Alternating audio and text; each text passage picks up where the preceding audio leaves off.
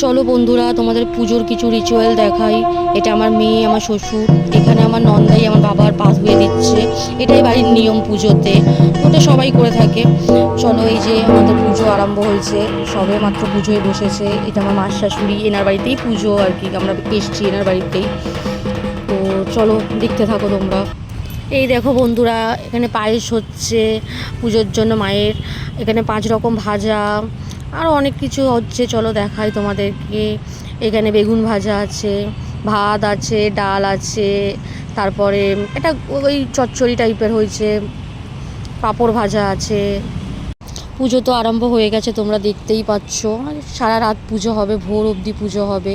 তো চলো, তোমরাও ভিডিওটা এনজয় করো, আমিও পুজোটা এনজয় করি, দেখতে থাকি, তোমরাও দেখতে থাকবে। আরও একটা নতুন ব্লগ নিয়ে চলে আসবো খুব তাড়াতাড়ি।